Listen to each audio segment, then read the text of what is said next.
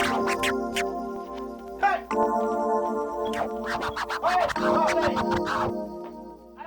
everyone, this is Edwin Olvera from Edwin Olvera Dance and Creative Services, and right now I'm doing an interview with Bill Waldinger, and Bill is a teacher of the Luigi style of jazz dance, and he also teaches ballet at the teaches classes at the Joffrey Ballet.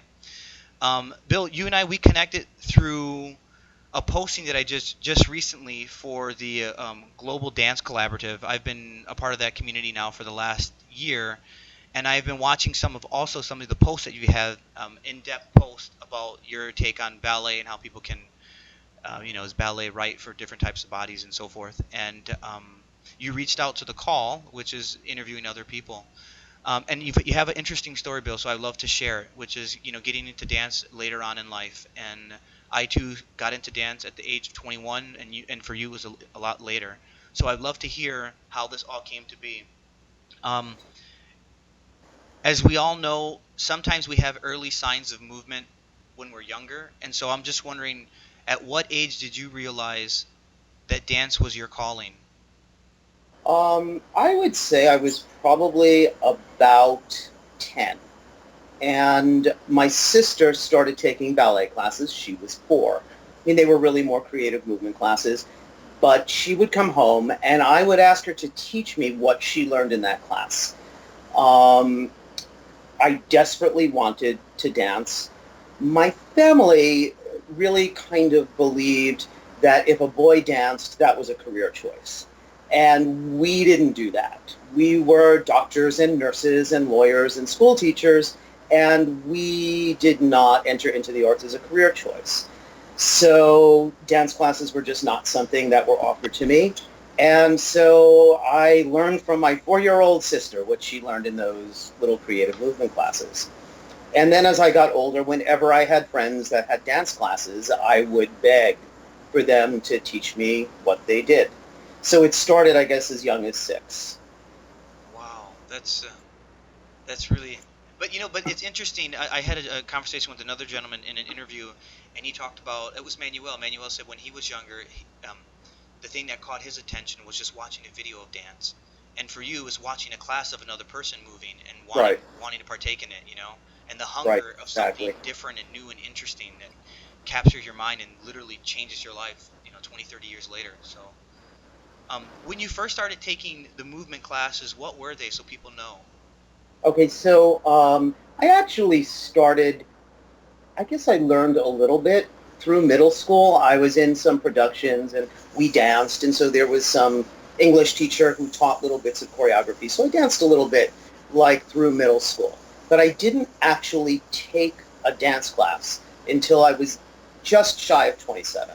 I don't believe that anybody's parents sets out to set their child on the wrong track. I mean, my parents did what they thought they were supposed to do. And in the 1960s and in the 1970s, if you can take a baby and style them into, a doctor or an architect or an accountant, then that was the sign of good parenting.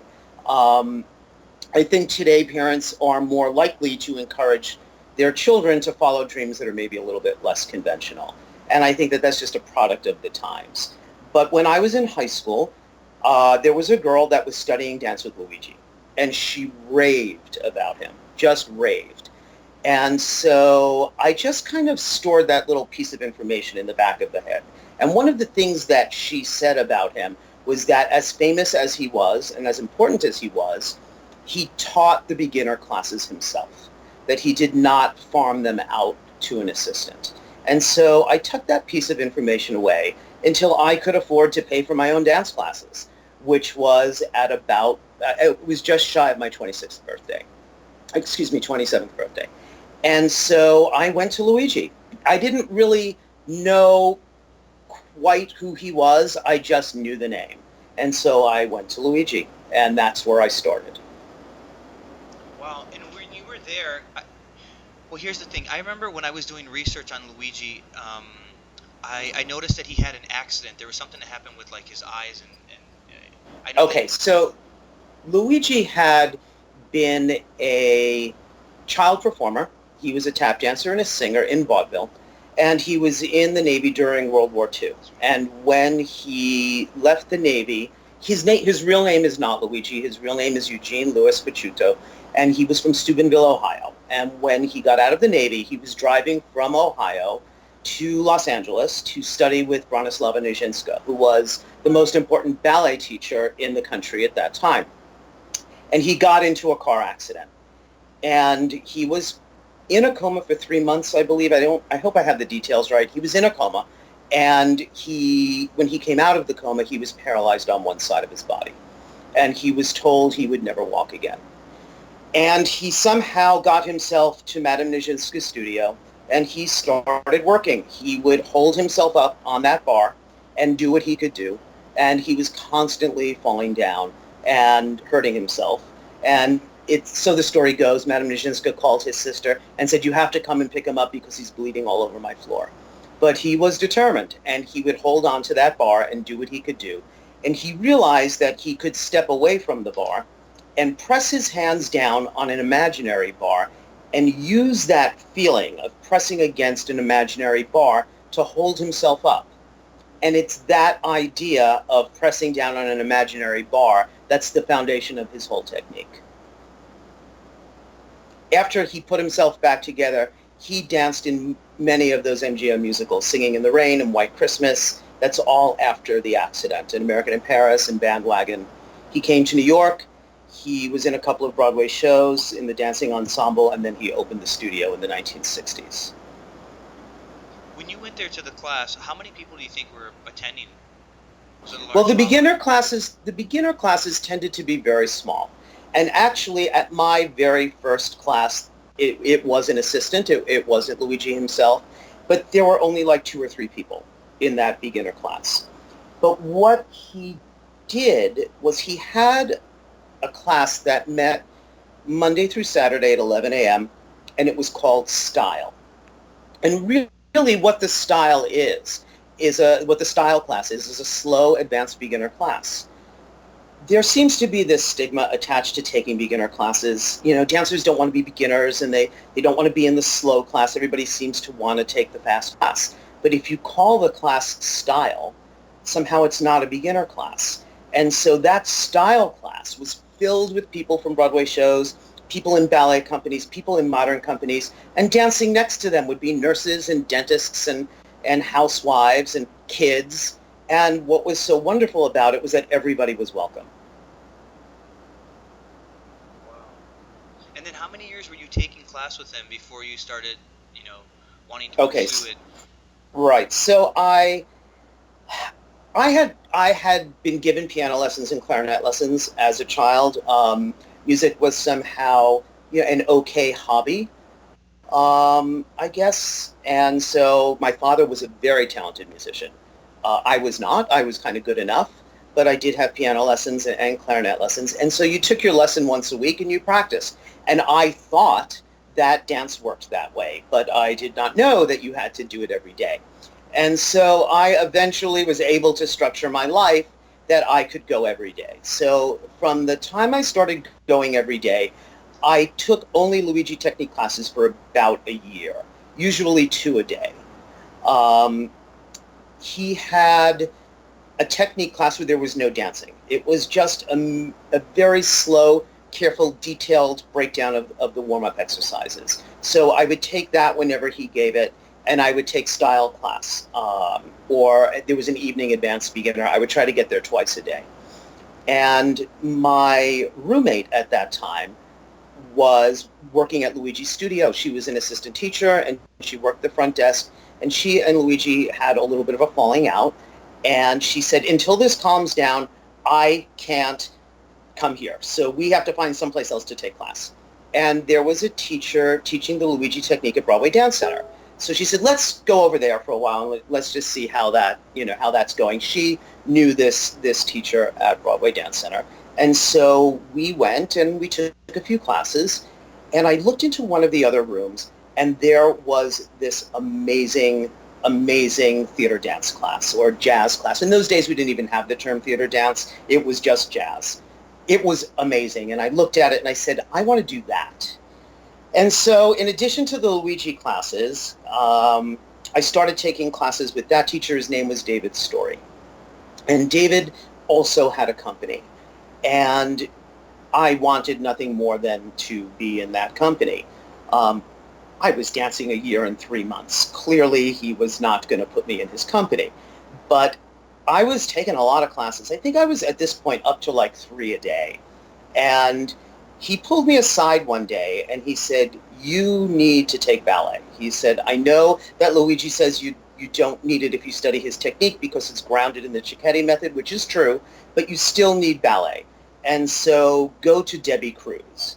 She's the best adult beginner ballet teacher in New York. And so I kind of toddled off to Debbie Cruz at Steps, and I started taking ballet with her. So now I've got the Luigi going and the David Storey and the Debbie Cruz, and I'm getting in 3 classes a day, I would say 5 to 6 days a week. And after a couple of years, he did ask me to do some stuff in his company. He did a modern dance Nutcracker. It was actually before Mark Morris's Hard Nut. And I did the Rat King and the Arabian and the Chinese in that. And it was amazing. I mean, it was just great. And I said, this is it. This is what I need to be doing. And so I started auditioning, and I got jobs. I had my, he paid us a little bit. He didn't really pay us a lot. My first real contract was a production of a chorus line. It was the first regional, and I had been dancing 3 years. And I did a chorus line. I didn't know I wasn't supposed to be able to do it, I guess, at that point. And I continued to study. Debbie Cruz, my beloved ballet teacher, who I will be forever indebted to, she really set me on the right path. She left New York, and I didn't know what to do. So I went to David Storey, and I said, Debbie Cruz is moving to Boston. What do I do? And he said, you go to Madame Darbosh. And so Madame Darbosh had been a student of Vaganova's, and she was notoriously difficult, very, very funny, very opinionated, and I was petrified, absolutely petrified. But I did what he told me to do, and I went to Madame Darbosh. And it was a very different way of working, but, when in Rome, and I started studying with her. She really took an interest in me, which was kind of surprising because I guess I was almost 30. No, maybe 29. Right, I was almost 30. And she really worked with me and helped me. And there were people from City Ballet in these classes and people from ABT and Roland Petit's company, all of these, in quotation marks, important dancers. And she really started working with me. And one day, the groups had been divided up to go across the floor, and the groups weren't even. And she said, Paul will go with the first group. And nobody moved. And she said, Paul will go with the first group. And nobody moved. And she walked up to me. She put her face right against mine and started screaming. And she said, Paul, pay attention. Go with the first group. And I said, but madam, my name is Bill. And she said, at this point, it is going to be easier to call you Paul. And so she called me Paul for the rest of the years and years and years that I studied with her. Oh my God! And after that particular point, how many years did you study with her? Like another 10 years, 5 years? Yeah, maybe 8. Wow! You also shared with me in the email that you had a career as a dental practice and doing dentistry, and so I would love to hear how did that happen? What was the transition into doing that particular career? Well, I mean, my parents kind of set me on this path. You had to be a something. You had to be a doctor or a lawyer or an architect or a dentist. And so I knew I didn't really want to do any of those things, but somehow being a dentist seemed to be the least unpleasant. I don't know. Does that sound weird? And when I was very little, maybe 10, I said, gee, I think I want to do that. And I got so much ecstatic reinforcement from everybody around me that I just kind of got on that path and I never got off. And so I took that first dance class in my last year of my postdoctoral training. And so because I was a dentist, I could make, enough money to live on very simply not working full-time. And so I did have a practice, and I did work in clinics, but I didn't do a lot. And so I was able to finance all of these classes and have a roommate and, and live simply in Brooklyn in a walk-up apartment with a roommate and do that. And so I got performing jobs. The one thing I couldn't do was travel and tour. All of my jobs had to be commutable from New York because I had those responsibilities. But I did shows where I drove 100 miles a day to go to rehearsals and go to performances. And so I continued to do both until I was about 35, I guess. And at that point, I was doing fine. I mean, I got more jobs than most of the people that I knew. I was in music videos and Off-Broadway and that sort of thing, some concert dance. But I was 35 and no Broadway show and no major dance company. And I'm only 5'5", and that presented a problem because so many auditions were like 5'9" and over, 5'10" and over. So I just stopped. That was the end. I wasn't angry. I wasn't bitter. I was done. And so I stopped, and I started practicing dentistry really full time. And that former roommate, her name is Harriet Wilson, who worked for Luigi. She had moved down to Florida and was teaching Luigi's work down in the Boca Raton area. She came up to visit, and she looked at me. And at this point, I probably hadn't danced for maybe 7 or 8 years. And she said to me, "You're miserable, you're unhappy, and you have to take a dance class. So we're going to go take a class." And I was probably 50 pounds overweight. I had no dance clothes. I did have an old pair of shoes. I literally went to like some kind of what my grandmother used to call a schlock store and bought a pair of sweatpants. And we went to a class. And she said, "I heard that there's this jazz teacher at Steps named Richard Pierlon, and he's amazing, and this is what I hear, and so we're going to go take this class." Now, this is a professional class. And I am, in my mid-40s, and I hadn't danced for maybe 8 years, and I'm 50 pounds overweight, and I'm standing in the back, and I'm, doing what I could do at this point. And it was really a wonderful class, and he is a stupendous teacher. And at the end of the class, I stood in the corner, and I cried. I just felt like I had missed an opportunity. The years were gone. I was in my mid-40s. I would never be able to be a performer again. I mean, that ship clearly had passed. And so I just kind of felt like I wrecked everything. I was really disappointed in myself, I think, more than anything else. But I kind of composed myself and I said, all right, I can do this a couple of times a week. It'll give me some exercise and maybe some fulfillment on some level. And so I started taking his class. And then there was a ballet class at Steps. I went to 2 or 3 times a week. I mean, I was working full time. I certainly couldn't do what I used to do. But there was a ballet class right before his that was taught by Elena Kunikova, who had been teaching in New York for so many years. And I said, you know what? I might as well just come early and do the doubleheader. And so I started taking Elena's class right before Richard's. And 3 years go by, 4 years go by. I start getting back into shape, or as in shape as I could be at that age. And one day Richard pulls me aside and he says, "Do you want to sub for me on Tuesday?" And I had never really thought about teaching. And I said, "Yes, I would love to sub for you on Tuesday." And so he said, "Okay, email your resume to this person at Steps." And I emailed my resume. And Steps wasn't particularly impressed, apparently, because they said no.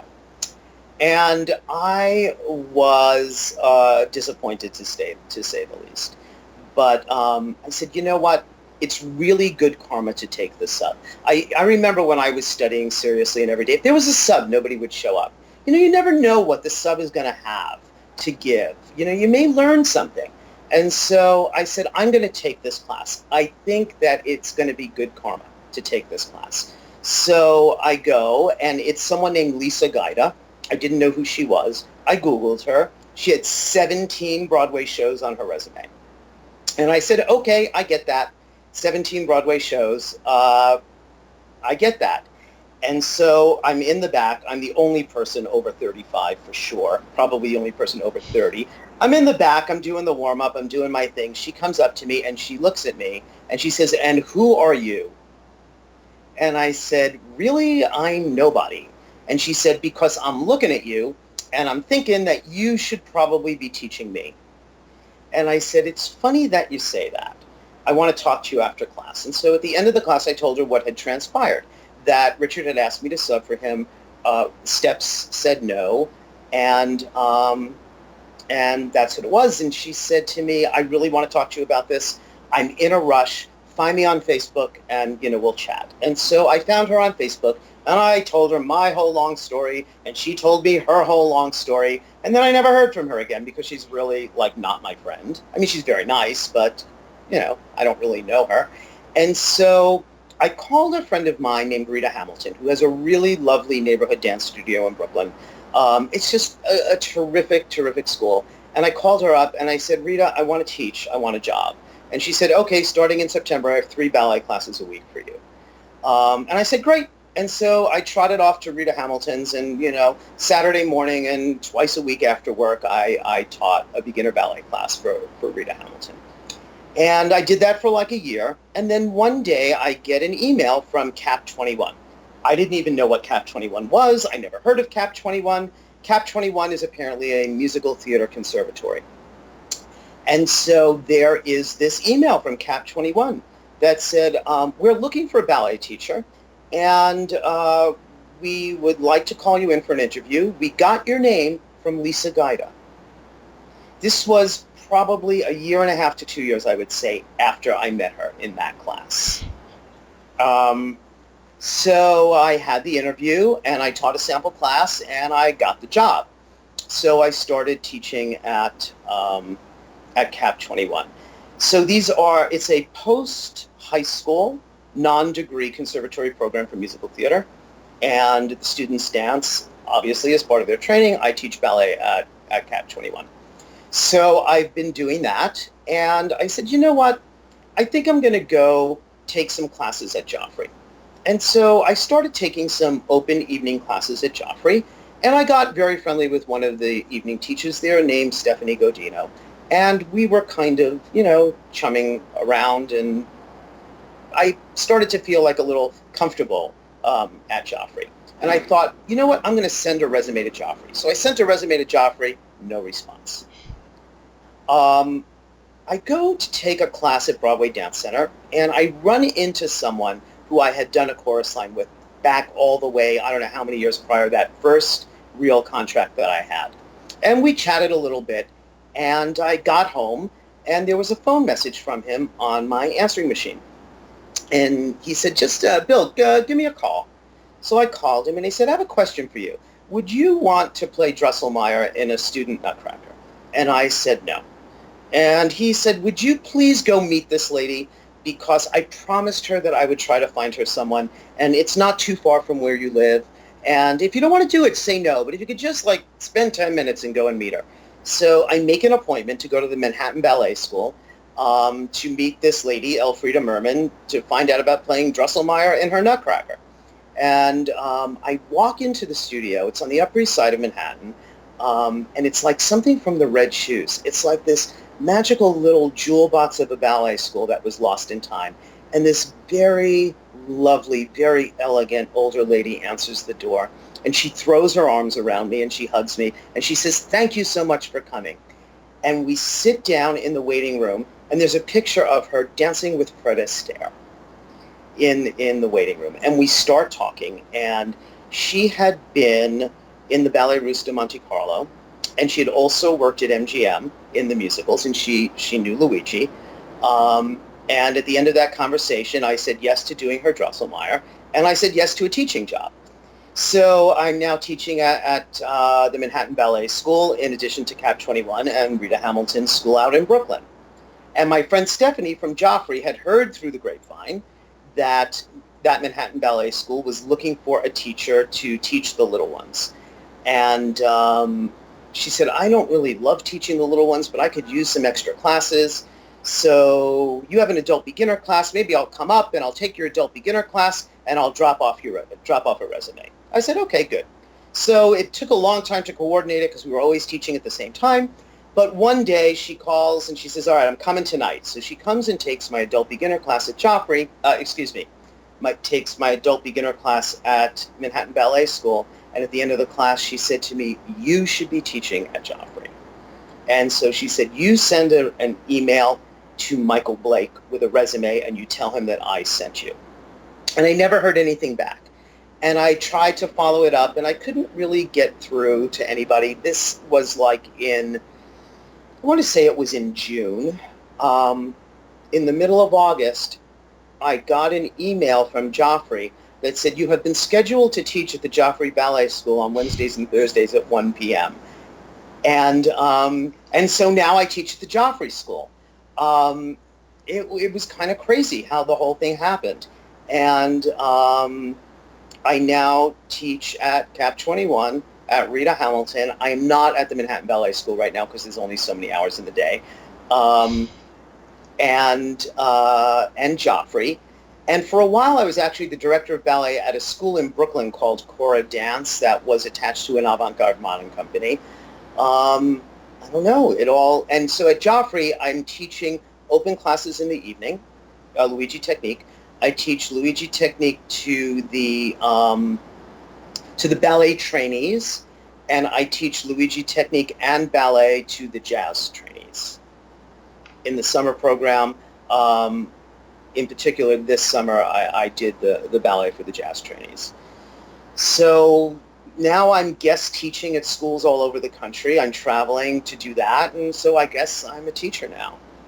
It was awfully long-winded. Sorry about that. No, it's not. But I think people, they need to hear this because if we look at all of the stuff that you have gone through, the words that are popping up in my head are like perseverance, persistence, and then there's the very famous quote from Joseph Campbell that popped into my head, which is "Follow your bliss," and that's what happened. It took you many years later, right? You had to go through.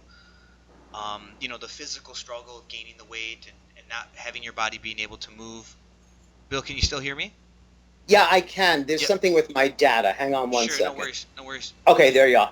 Okay, perfect. So what I was saying is that, like, you've gone through all these, physical, weight gain and waiting for response time from people, the fact that you keep sending your resume to these companies and not hearing anything, it goes to show how driven and committed you are to what you're doing. And because of that, things are opening.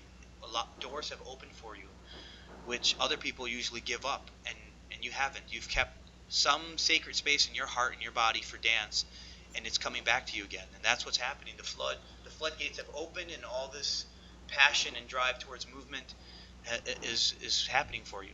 It's just taking years. One of the things that I've come to realize, and when I was about just shy of 50, when I was in my late 40s, I started being really angry about everything that had transpired. I was angry. I knew when I was like maybe 14 that I could go to the School of American Ballet for free. At that time, boys who passed the audition were trained for free. They didn't have to pay. And I was afraid to ask my parents, actually. I was afraid to hear what they were going to say. So I never asked. And I was angry for a long time. And when I was about 50, I had it's so ridiculous. I'm 50 years old. I have an argument with my 73-year-old mother. You manipulated me into college. And it was just like this big dramatic scene. And my mother, she's who she is. And she said, well, then you should have been stronger. And she's right. I should have been. But I've come to realize that I am the teacher that I am because I started so late. I had a conversation with Paul Bowes, who danced with New York City Ballet, and he teaches advanced classes at Steps. Not regularly, but he's there quite often. And he said, if I had to explain to somebody how to begin, he said, I wouldn't even know where to start. But I was almost 27. I remember exactly what it felt like not to know anything and how to put it together from the beginning. I was also very lucky in that I never had a bad teacher. And that was luck. Never had a bad teacher. In fact, Luigi, yeah, I talk about him a lot. In my opinion, he was a genius. He was considered one of the great master teachers of all time. That was my first teacher. So I never had to really unlearn anything. And I think that was very helpful as well. But I think that if I had started when I was 9, when everybody else, started, I would not be the teacher that I am right now. So I think everything kind of happened in a good way, at least for me. Yeah, for sure. It's interesting. We have so many things in common, and one thing is the statement about starting later in life. I didn't start dance until I was 21, and now when I work with students, right now I'm doing a project with Pilavolus and summer camps, and I teach yoga and all this stuff, and I understand when kids who are, say, like in their 17, 18, who've never had any movement sessions, before, I have sympathy for them, because I know what it was like when I first started taking yoga class at 21 or taking modern dance at 21, 22. It was very difficult. My body didn't respond the way teachers were asking it to. So I have sympathy for them, and I also take the time to really help break it down in ways, whether it's in simple terms or try to give them analogies so that they can find some source of movement in their personal life that can resonate with what I'm trying to describe. Because, Right. How do you tell somebody to articulate the psoas muscle if they don't even know that it exists? They don't even think in anatomy that way, right? So you have to break it down in ways for them to digest it, resonate with it, and then apply it to their body. And it's better that we're older, that we got into it, versus somebody young and already being trained and conditioned and not ever having to think about that. So, Right. really, in a sense, it's almost like a gift. You get it later, but it lasts, and it can resonate and reach more people, because there are people out there, again, who want to dance, who are secret dancers in their bedrooms or at parties and let loose, but have this little gem in the back of their mind that wants to come forward about being a dancer, being a mover, but they never get a chance to do it until they're way later.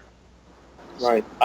I have open classes at Joffrey, and I have a lot of students there like that, and I understand them, and they understand me. It's a very it's a very mutually advantageous evening, those classes, and I've got one gal in particular who desperately wanted to dance.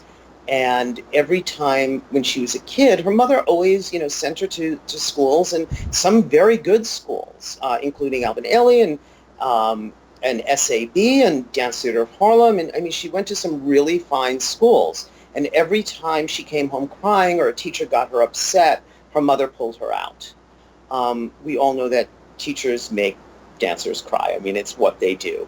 And so her training kept getting stalled, and she eventually gave up. And now I think she told me she was 42. She just came back after not dancing for years and years and years. And you should just see how she explodes in that room. She's just, it's one of the most joyous things I've ever seen. And it's amazing. I get to be part of that. I'm working right now, I get to work in every aspect of dance education. I'm teaching pre-professional ballet students in the Joffrey trainee program. I'm teaching pre-professional multidiscipline commercial dancers in the Joffrey Jazz and Contemporary trainee program. I teach adult beginners in the Joffrey Open program. And I'm still at Rita Hamilton's teaching those kids in Brooklyn, who are coming twice a week or 3 times a week. And so I'm doing, every aspect of the dance training, and I travel and I teach in competition schools when I travel. So I'm really in every part of it. So it's great. Luigi's work really influenced everything that I do. And so I did study ballet for all those years with Madame Darvash, who had been a student of Vaganova's. And I learned that way of working. I don't teach exactly in that way anymore. When I came back, I started taking classes with a number of, I took class with David Howard for a while, right before he passed. And I took class with a number of teachers who were disciples of Maggie Black, Griff Braun and Lisa Lockwood and Kim Abel. And Maggie Black's philosophy and way of working was so different than Madame Darbosh's that at that time I was just petrified. I didn't think I could function in that world. I was afraid of her. Strange, because Madame Darbosh was way more difficult as a person, but difficult's not the right word. Demanding. But it's a whole different way of working. And so when I teach ballet now, it's kind of like a blend of what is in the Vaganova method with what David Howard taught, with what Maggie Black taught, with what Debbie Cruz taught me. Back at the beginning, she trained at the Boston Ballet School. But everything that I teach in those ballet classes is influenced by Luigi's philosophy of movement. And I had made a post about that once on Facebook, and another ballet teacher said that it was a jazz teacher who changed her life and influenced everything that she does in the ballet studio. And so it's really interesting in that these kids feel that they have to take ballet to make everything better. But for me, it was the jazz that made the ballet better. Speaking of movements, taking classes and making a change in one's life, if there was a class that you could take right now, what style of movement would that be? I would really want to learn tap. When I was a kid, I was fascinated by tap. And I had, kids in the neighborhood who took tap teach me little bits. And I did, I learned how to do a time step, and I learned little bits like that. And I was in a school production of Anything Goes where I learned a little bit of tap. And when I got to the 9th grade, I choreographed a production of George M. for my high school. I knew nothing. I wish I had a videotape to see what that looked like. But I have almost no real tap training. I've taken exactly one tap class in my life. And I kind of feel like it's this big hole in my training. I had a lot of modern, we didn't even talk about that, but I had a lot of modern, I had a lot of ballet, and I had a lot of jazz. And what in those days was called modern jazz, which is now what we're calling contemporary, no tap. And so I just feel like there's this big gaping hole in my training. And I think that would be the next thing. Are there any people who are teaching it at the places where you work, where you can maybe hop in and double book? There's not like a lot of time. Rita Hamilton, who owns that Hamilton Dance Studio in Brooklyn, is an amazing tap teacher. Somebody at Steps, one of the tap teachers at Steps once said to me, whenever she gets a kid who's really good and she asks them who they trained with, it's almost invariably Rita Hamilton. And this is just this little neighborhood dance studio in Brooklyn that's run with this enormous integrity. But if I'm there, I'm teaching. And we're often not there at the same time. So it's kind of hard. There's no tap at Joffrey. There is tap at Cap 21, but it's not at a time that I could go. I was having some ankle problems. I don't know. I wanted to take a tap class. I put on my tap shoes. I went to Steps and I took tap with Andrew Black. He's a wonderful teacher. But my ankles were bothering me, and I said, you know what, this is going to have to go on hold. My ankles are fine now, so maybe when I come back from Iowa, we can investigate that again. Speaking of injuries and stuff, you talk about your ankles briefly, having a little thing going on with them. At your age and where you are now, what do you do as far as maintenance for your body to keep you healthy, to keep your muscles supple, your injuries to kind of dissipate? What are you doing now for care, preventive care, and how are you overcoming any injuries that you have now? Okay, well, I actually haven't had any real injuries since I've come back. Oh my gosh, knock wood. I know, right? Say that now, as I'm rounding 55. The ankle thing was not a big deal. It was from turning on a sticky floor, and it was just a little sore. It wasn't really an injury. I try to take class 4 times a week on top of what I'm teaching. I am not always successful. I take ballet class usually with Lisa Lockwood at Steps if she's available. She's a really, really, really fine teacher. And she works slowly in the way that I have always taught even before I met her. The bar is beautifully constructed. It's a terrific class. She is a disciple of Maggie Black. It's not exactly the way I was always comfortable working, but I learn from her. It's a whole new thing. And not only do I learn from her about that kind of style and way of working in ballet, which is very body friendly and very, very body, what's the word I'm looking for? It helps maintain good body health. I learn a lot about how to interact with adult students. She's really a marvelous teacher. I only had one real injury in my career, and it was a knee injury from a chorus line. And if you know the choreography for that opening combination, there's this big drop to the floor in the first phrase. And one day it just didn't go so well. And I had no understudy, and we were doing, 8 shows a week, and you had to keep going. And so Luigi's whole idea of pressing down on this imaginary bar and using that to lift your weight out of your hips and knees and ankles got me through it. Never had a surgery from a dance injury. Not that my career was so long, but I worked professionally. I took 3 classes a day, and I never needed any surgeries. I was always able, using Luigi's theories on movement and body health, it got me through every injury. Wow, that's pretty amazing. I'm going to knock on a lot of wood for you. Hold on. I know. We can't let this happen now. I'm too busy. Speaking of being busy, this has to do with business. As you know, I've been really putting stuff out there about talking about the nature of being a business entity in the performing arts realm, especially as a dancer, freelance artist. You've had a practice, and now you've transitioned into the whole dancing component again, and requires other, well, the business skills are, if you have these, for instance, you're a good communicator, you know how to network, you know how to negotiate a price. These are things that are really important. 2 things. One is, if there's a message that you can give to the young dancer that's listening to this, or someone who's not young anymore but is really pursuing teaching dance or owning their own studio or anything like that, what's one of advice about the business side that you would love to give?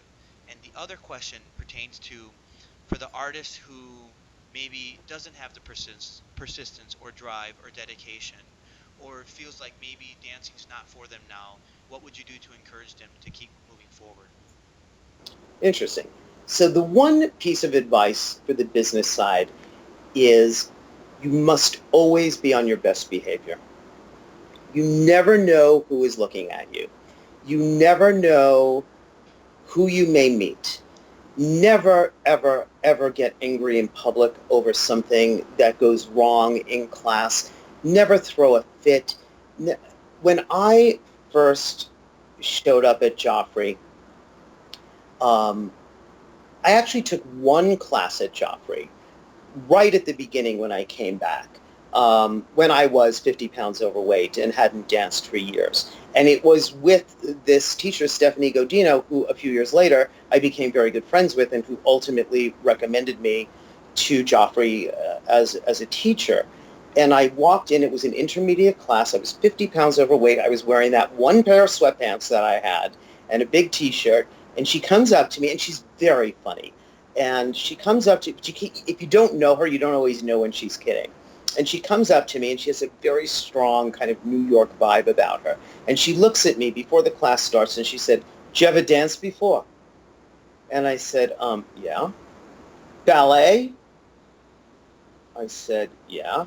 And she went, "All right." And she gave me a look like, I was a crazy homeless person who had wandered into her studio.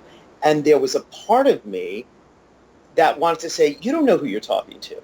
But I just kind of kept it under control. There was a little part of me that could have conceivably started something or said something unpleasant. And I did not know that some years later she would, be my entry to one of the most famous ballet schools in the world. And the same thing with Lisa Gaida in Cap 21. I was very angry that Steps would not allow me to sub for Richard. Very, very angry. But I put on my big boy pants and I went and I took that class with that sub. And that sub recommended me for my first professional teaching job that wasn't a neighborhood dance studio, which was Cap 21. So always being on your best behavior, always being nice, always shaking hands, always smiling, saying thank you, and always being aware that everything you do and say on social media never goes away. It never goes away. And so I spend a lot of time on Facebook, and I never put anything on Facebook that I would not want my employer or the parent of one of my students to see. And I think that's very important. You have to maintain that professional image 24 hours a day. That's beautiful. It's well said. This is, sometimes artists get so passionate and they rant about something online, and right, and it can come back to you, or they post a photo that is inappropriate and somebody captures, and says, well, why do you want this teacher coming to your studio? Like, look at them, and then it's so hard to then defend yourself because you said a statement which was taken out of the wrong way, or maybe you spoke too passionately about something that you didn't care for really, but you made a comment and it came out negative. It's social media documents everything, so that's why one must be very careful. You're right, what you say, how you say it, and what is being presented out there. Right. As far as the second question, what would you say to that young artist to then, either if they lost hope or they don't have the drive to bring that passion back into them getting on the right path for art and dance? Well, one of the things that I say to my students a lot is that it's never going to be good enough. No matter what you do, it's never going to be good enough. And so learning to dance is a process. There is no good enough. It just never will be. And so you have to learn how to love that process. You have to find that feeling of walking into the studio every morning, putting your left hand on the bar. One of the things that I say at Joffrey a lot to the students is that there's enormous history in these rooms. Put your hand on that bar. Thousands and thousands of gorgeous dancers were trained in this room. Put your hand on the bar and feel that history and be part of that. Be part of the process. I think sometimes people get discouraged and lose faith because they're not, in quotation marks, good enough now at this point. Well, you're probably never going to be good enough. And if you can find the love in that process, then things start to happen. I heard someone say, you have to take ballet technique class every day because it makes everything better. Well, if you take ballet class every day, it's never going to make anything better. It's just going to make you miserable. You have to study ballet. You have to study the process of ballet, and you have to learn how to love that process. When you love that process, then things start to get better. And so to the person that maybe is losing hope or losing the drive, I would say go back to that feeling of loving the process. When you love the process, that's when things start to happen. Very well said. Bill, this is the point where we ask the quick questions, the 7. All right, quick questions. The lucky number 7, right? So, what's your favorite drink, alcoholic or non-alcoholic? Milkshakes, chocolate. Milkshakes. Oh, sounds good. You're winning me over. All right. Where would you love to travel to? France. France. What part of France? Paris. Oh, man. Awesome. My wife wants to go there. I got to find a way to get her there. Right. I've never been there. I would love to be there. Your favorite actor? Julianne Moore. All right. Are you a cat lover, dog lover, or an animal lover? No animals. No. Not an animal lover. I'm sorry. No, I hope okay. that doesn't make me a bad person. If there was a person that you can meet tomorrow, who would it be and why? Can he be dead? Sure, why not?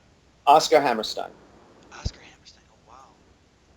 My initial interest in dance was because of the musical theater, and I really think that the musical theater is an American phenomenon, and Oscar Hammerstein really, with Showboat and Oklahoma, he really invented the form, and I would love to meet him and get inside his head. If there was a language you can learn, which would it be? Italian. Italian. All right. Like a Sicilian or just any Italian? I love opera. I'd love to be able to watch opera without reading subtitles. I was in an opera in Italy, in Parma, and it was the Magic Flute. So they were singing it all in German, but for In German. Italians. Right. Your favorite dessert? The brownies that I make.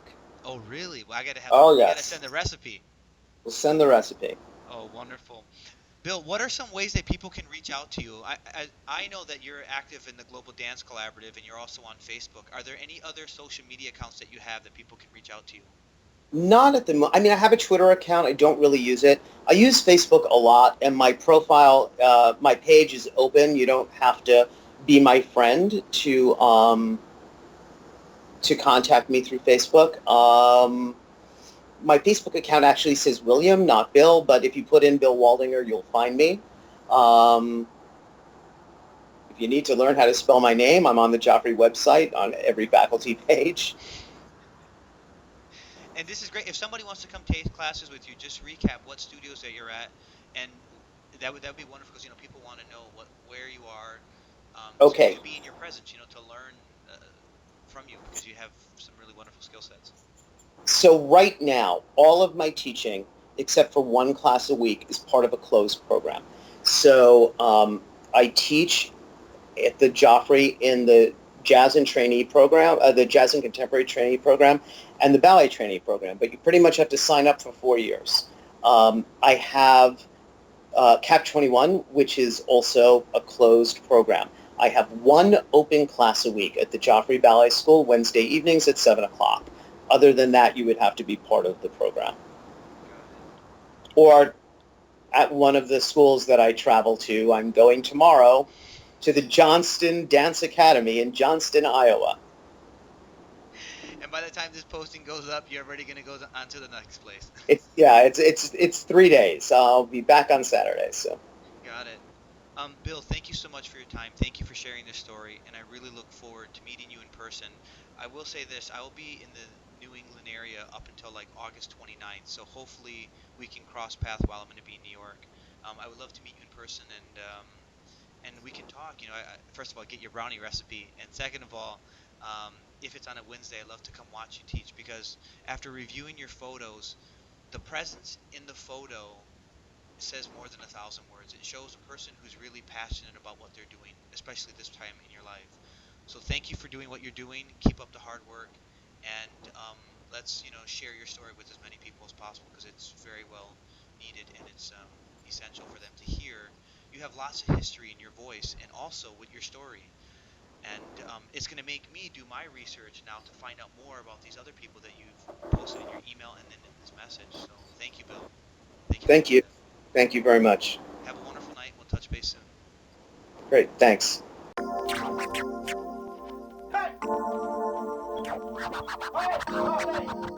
Hey everyone, this is Edwin Olvera from Edwin Olvera Dance and Creative Services, aka the Successful Freelance Dancer. I'm interviewing today Cindy Marziani from California, and what's so great about this interview is that Cindy has interviewed one of my friends in the past, which is Becca Sigmund from Kinetics Dance Theater. And so I had when I was looking to, searching out dance blogs, I read the article of Becca, and I said, oh my God, I have to find out who this person is. And then as I reached out to you guys and to your company, and have done research on what you do, I find it to be very fascinating and resonate with the dance field in general. So Cindy, if we can just talk about, the early signs of when you were growing up that you noticed, or your parents noticed, that you were going to get into the field of work that you're in now, which is with seamstress type stuff and costume designers, producing dance clothing for dancers from all around the United States. The early signs were just I loved making things, always doing things, crafts, anything like that I love. But back in the day, we had to take sewing classes, and I never understood. I got an A super easy, never understood how people's stuff was so messed up. It just didn't make sense. I felt like it was super easy. As I got older, I realized whatever your gift is easy. And you think it's easy for everyone, and then you find out later on it's just not. It's your gift, and that's what I enjoy doing. And so if you can make what you enjoy doing something you can make money at, then it's not really a job. So it's fun.